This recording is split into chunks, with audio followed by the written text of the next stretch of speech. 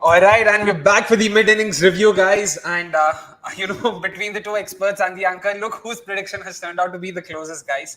But yeah, 2 घंटे में innings खत्म होगा लगा था मुझे भी. I mean, at least I was hoping for that to happen. But kudos to Afghanistan. They not only managed to play the entire 50 overs, they also played it fairly well.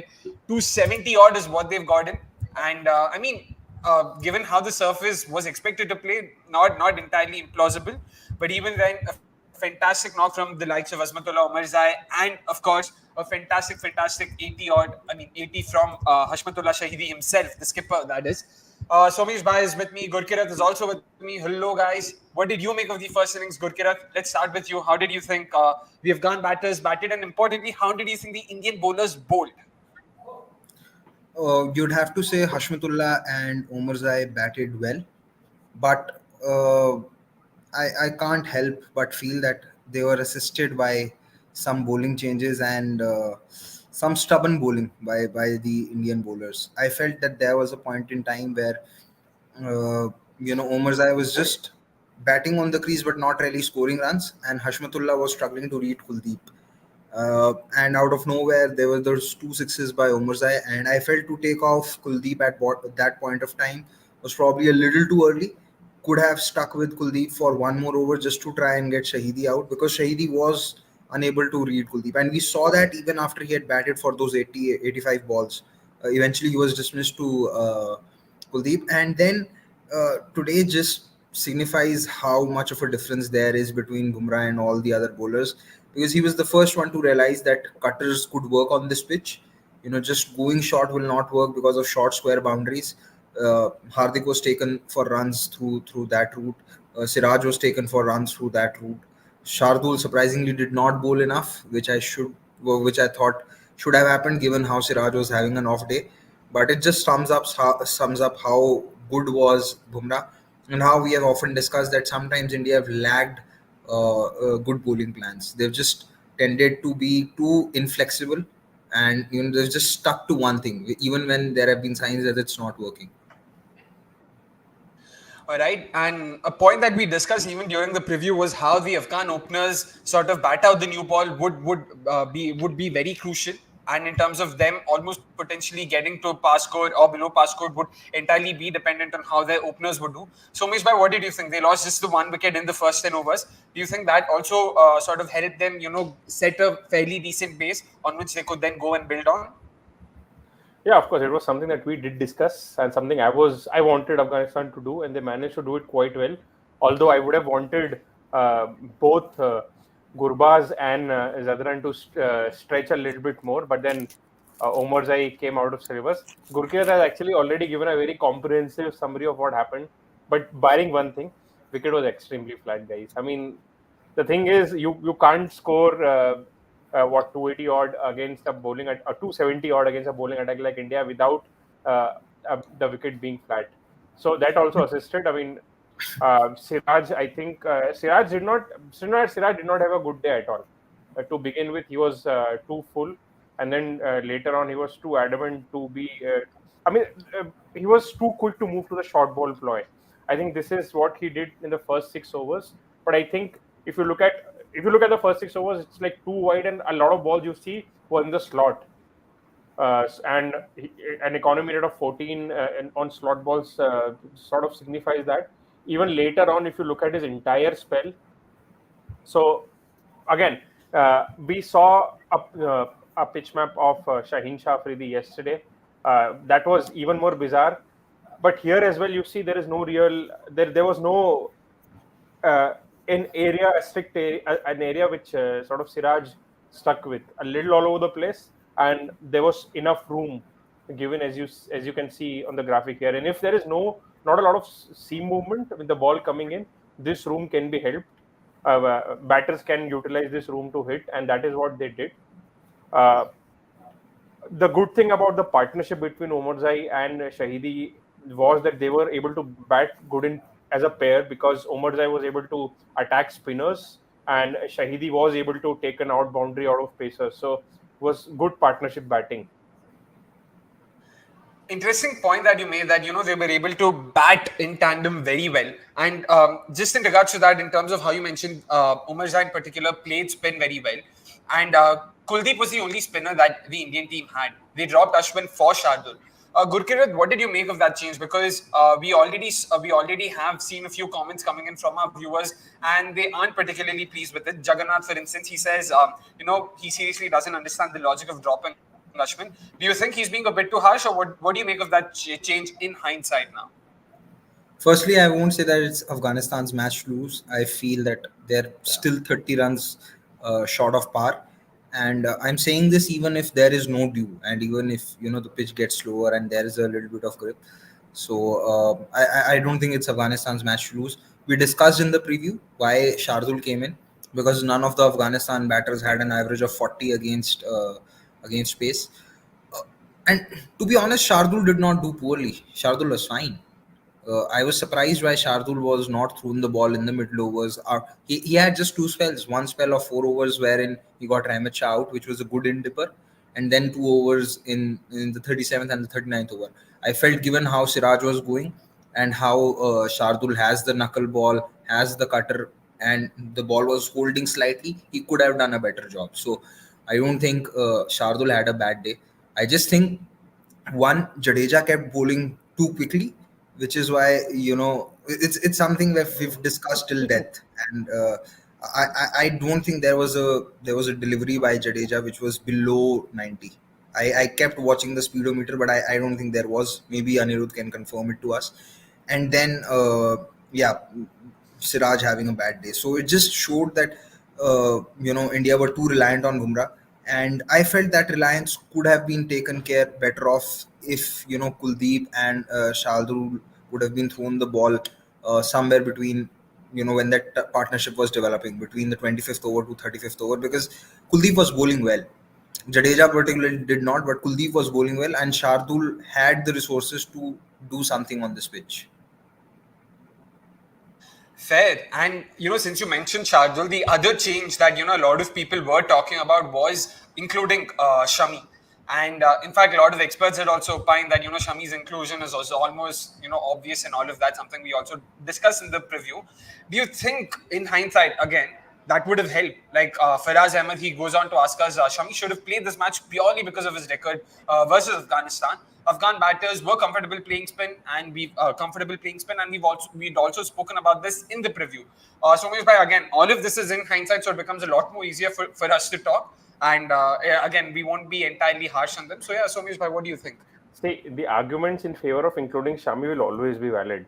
Let's face it. I mean, it's just tells us about the resources that this Indian team possesses, that a bowler of Shami's caliber is sitting outside.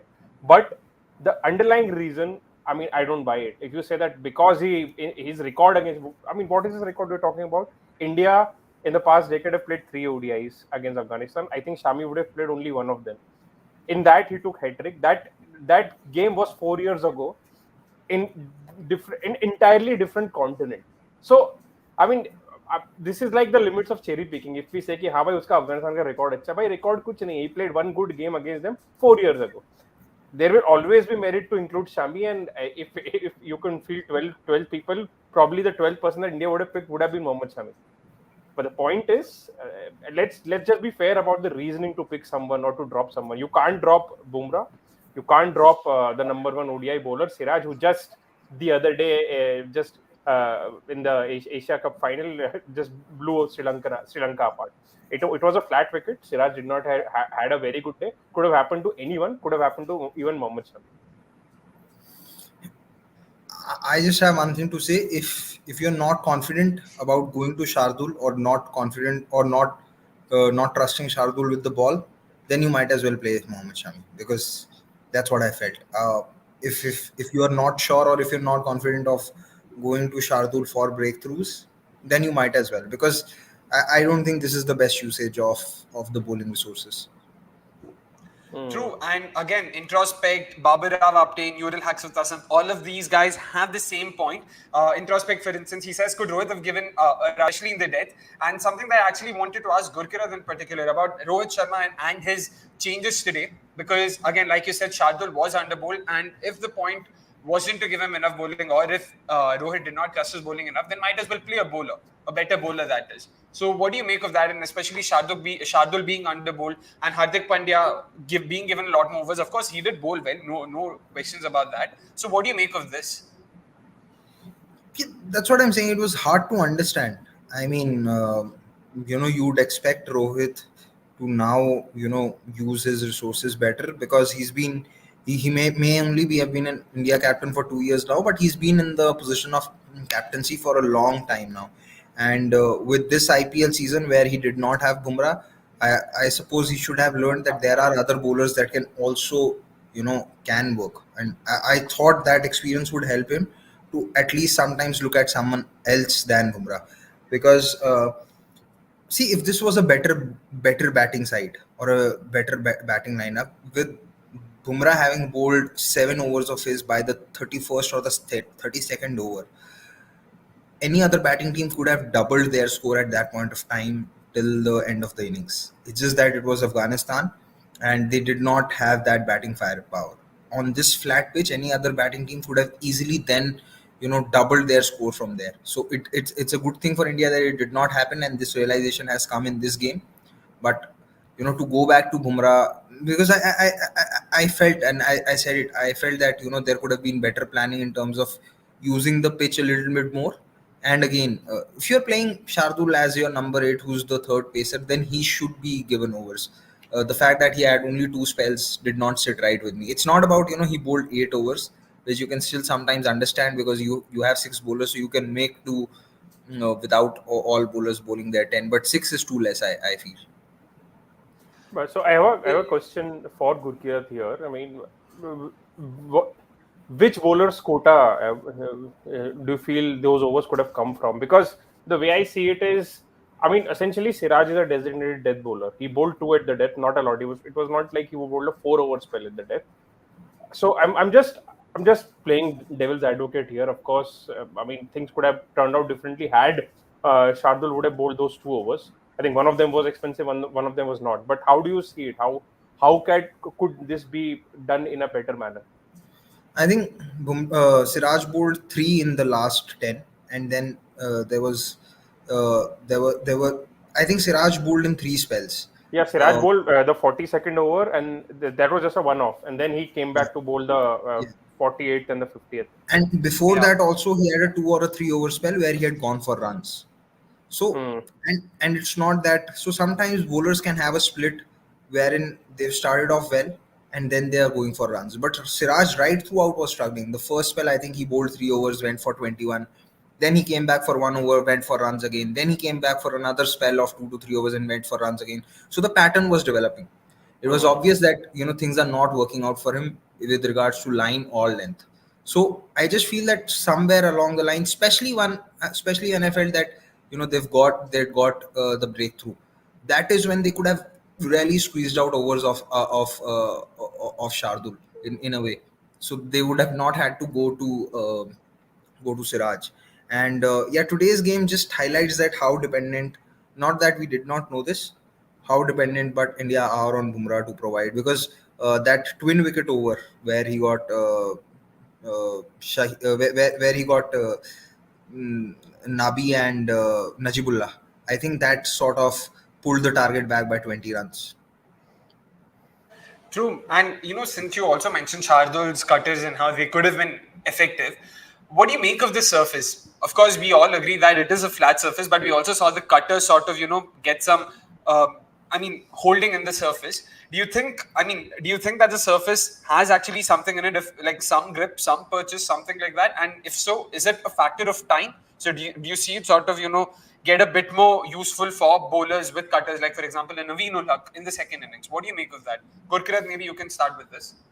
I don't think it's going to be helpful on all lengths. So if you're going to bowl really short with the cutters, the boundary dimensions are such that the ball could travel, and the bounce is still okay.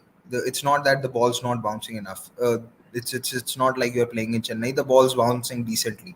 So if you're bowling the cutter right into the pitch, around the 6 or the 8 meter length or beyond, then you are asking to be hit. I think that cutter can work if probably you are bowling somewhere between the 4 to 6 meter length, and that too at specific lines. Again, if it's wide, then it could get cut easily. It has to be so. If to look at what were the lengths where Bumrah bowled those cutters, or when Hardik bowled that cutter to dismiss Omarzai, it has to be an in-between length. If it's too full, it could easily get driven, and if it's short, then it could just sit up to be hit on the square because the bounce is decent. So bounce being decent allows you as a batter the time you can decide and then see where you want to hit it. Fair. And guys, before we forget, please make sure that you're liking the stream. Make sure you've also subscribed to our channel if you haven't. Nearly 50 of you watching right now, just 12 likes. Make sure that you're liking the stream. It helps, the algorithm to understand that people are watching this, and it will promote it further. That's how, unfortunately, YouTube works. So yeah, sorry for that plugin. And speaking of plugins, right now I am sitting in Ashridar's office. Ashridar sir's office. Beg your pardon. And we've had a fantastic day here interviewing him, talking about his facility and all of that. And he gave us this fantastic book that I would like to let all of you guys know as well. Coaching Beyond by Ashridar. A fantastic book that is filled with anecdotes about his 7-year-long career with the Indian team, starting from 2014 all the way till 2021. A lot of highs, a few lows as well, but mainly let's talk about the highs because, come on, man, who can forget the 21 series? Who can forget the 2016 Test Championship? Who can forget the numerous memorable encounters that we've seen in India, overseas, and whatnot? So please make sure that you guys grab this book and give it a read. And once again, have to thank Ashridar sir for having us here and being so gracious, giving us this time. And moving on to the second innings now. Given that we're right now chasing we're not chasing a very, very, very high target. Given that the average score, or rather the score expected today, was close to 350. Like they said, if India batted first, we could have expected them to score anywhere between 350 to even 400 and above. Given that, do you think the score is easily chaseable? Since you guys already mentioned that this isn't Afghanistan's game to lose by any stretch of imagination, the ball is still in India's court. So, Mesh bhai, what do you make of this chase now? Yeah, I think it will be a good to watch. So, as I said in the preview as well, a lot depends on Farooqi's first spell. Any which way, Afghanistan would need early wickets. If they don't, then the point about Indian batters is that they'll score heavily. So you can't sort of peg them down in terms of keep pushing the asking rate up. The only way to push asking rate up is maybe start picking wickets. And Afghanistan will have to steer the defense accordingly. They might have to think that there's a 45 game over or even a 42 game over, because that's how I feel India are going to bat, especially if they don't lose early wickets. So that's the way I see it. All of them are hungry for runs, especially Ishan Kishan and Shreyas Iyer. So probably, I think maybe a good game for Shreyas Iyer as well. He the last time he played on a flat wicket, he got 100. So this is again as flat a wicket as he can probably get in this entire tournament. So let's see how it goes. Yeah, true. And talking about India's batting, let's just take Paris's question here. He says, looking at this flat pitch, don't you think it's better to include an extra finisher and play with 5 bowlers? I mean, what's the point of just shoring up your bowling if you're not going to use your bowling reserve? Something we discussed earlier as well. So, Gurkirat, you could probably start first. Sorry for the cameo appearance there by Harshridar sir. But yeah, you guys can continue.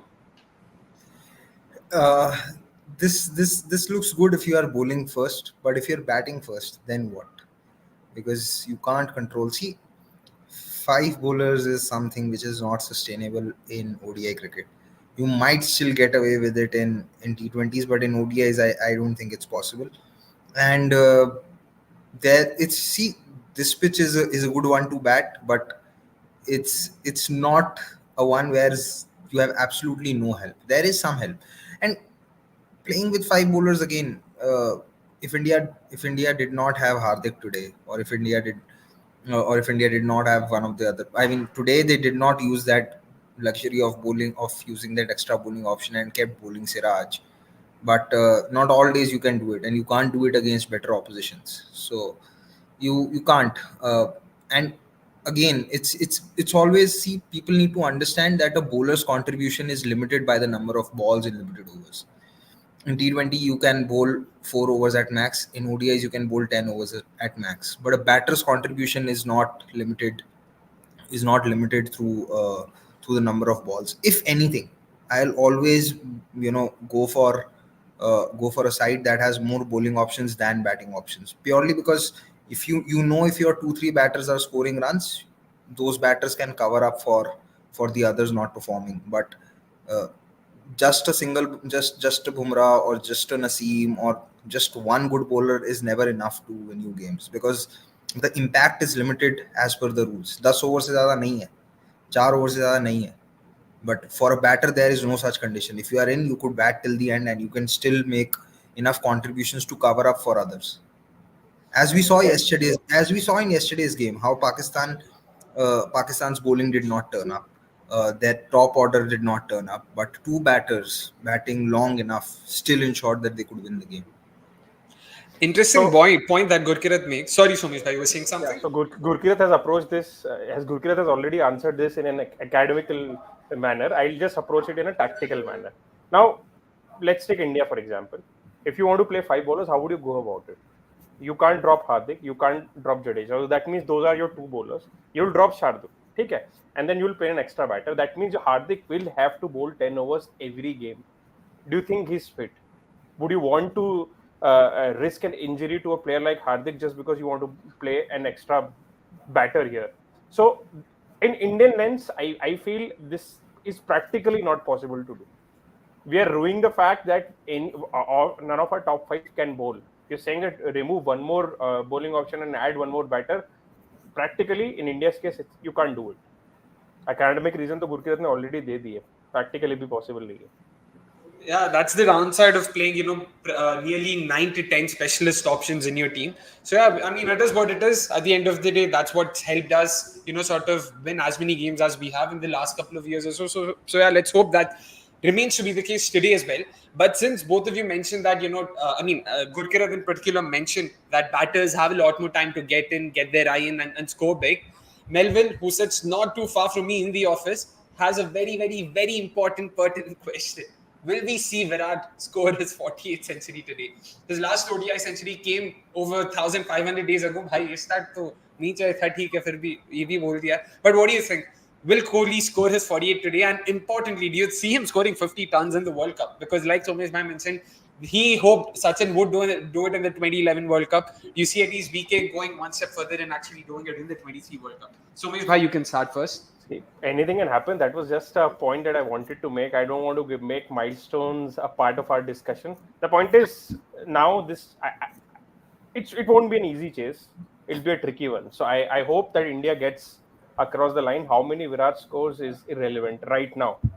Maybe when India are already done with qualifying for the semis, when India are playing Netherlands, we can talk about maybe this is a game where people can focus on personal milestones. But right now, tricky chase. India cannot afford to lose this game. I just hope India cross the line, no matter how many Virat scores. And if he scores 100, India will inevitably cross the line. So yeah, let's see. That's true. They almost are, mutually inclusive events. Those who know, they know. And guys, nearly 50 of you watching, guys, please make sure once again that you're hitting the like button. Make sure you've also subscribed to us if you ऐसे नहीं haven't बोलना, already. ऐसे नहीं बोलना. If you want 50 ODI hundreds to be completed in the World Cup, please give us minimum 50 likes. बस चलो, गुरकिरत बाजी ने भी बोल दिया अभी. मेलवेल भाई क्लिप करके डाल देना सोशल मीडिया पे, हर कोई आके लाइक तो दबा ही लेगा. And and also a couple of very, very, very important plugins. We have a very interesting property going out today. That's the first episode. And like I mentioned before, I am making my debut once again later tonight. Make sure you guys also check it out. Show your love there as well, and do let us know what you make of it. And another very important plugin, is that we're going live with the Great Cricketer on the 13th of October, Friday, 3 p.m. That is. Make sure you guys tune in for that as well. It's going to be a very interesting chat. Amnish is going to be with both the dudes from TGC, and he's going to talk about all things cricket and beyond. And you guys know how TGC is, so you don't have to worry about entertainment. You don't need to worry about banter. You know what they were supposed to matter that they didn't end up doing. and add Avnish to that, you only know what's going to happen No, in that. finally, Avnish will get his level of bakchodi, which he sort of wants us to do. He sort of forces us to do. People who are not sort of to whom bakchodi doesn't come naturally. So इस बार Avnish को टक्कर का कोई मिल रहा नहीं, है. Bakchodi Yes, comes naturally, but not in his language. right. Yeah, Avnish is now going to meet his exactly. Aussie Yeah, counterpart. that's more So, important. Yeah. yeah, yeah. So let's see. So guys, yeah, tune in to watch Avnish versus Aussie Avnish. That's how we'll probably promote it even on social media. So yeah, those are the two plugins. And guys, again, once again, make sure you're hitting the like button. Anyways, we're not too far away from the first ball of the second innings. In fact, the first ball's already been bowled, as I see. Fazilak Farooqi is bowling to Rohit Sharma and Ishan Kishan. Guys, predictions. Both of you are expecting India to win it easily, or how do you see this panning out? Gurkirat, you can start first. Yeah, hoping for a good start. Uh, Hoping that Kishan gets some runs, because if Kishan doesn't get runs today, there would be some pressure or the outside noise to try and uh, make sure that you play Gill come Saturday, even if he's not entirely fit. So I know that the both the coach and the captain have said that they're not going to risk him, but that temptation you can't avoid, because there's a as well as Kishan's done in the ODI format, you can't deny that there's a huge difference in terms of skill and class. So just hopes Kishan scores some runs, so that he also goes into that game with some amount of confidence, and there isn't that much of an outside noise or pressure. Nahi, nahi, you have to play Gill even if it's not fully fit. It's a game against Pakistan, etc., etc., and all that nonsense that comes with it. Somesh bhai, what about you? Anything you're looking forward to? Any X Factor players? I mean, not a segment, of course, but Yeah, of anyone you're course. looking forward to? Kishan, and Shreyas Iyer, the two folks who have to be on in form. Kishan, in all likelihood, will have to play against Pakistan as well, so it might as well get some runs today and be in top confidence going to that game. Well, the usual suspects, like they say. So yeah, guys, that's it from us in the mid-inning review. Hoping, I mean, all three of us are hoping that India do, end up winning the game quite easily. It will help us to get that NRR boost, given that we are yet to play the likes of South Africa, New Zealand, England, all those big teams coming in, and of course Pakistan in the very next game on the 14th. So yeah, that's it from us. Hopefully, we'll see you. I mean, not anytime soon. Maybe yeah, by 9, by 10. We're not sure of that. But before that, what we are sure is something is going to be popping up your way from our channel, 8 o'clock sharp. Make sure you guys tune in for that as well. And make sure you guys tune in 3 p.m. sharp. Avnish goes live with the TGC on Friday. Mark it in your calendars for sure. And that's it from all of us right now. See you guys soon. Thank you so much. Bye bye.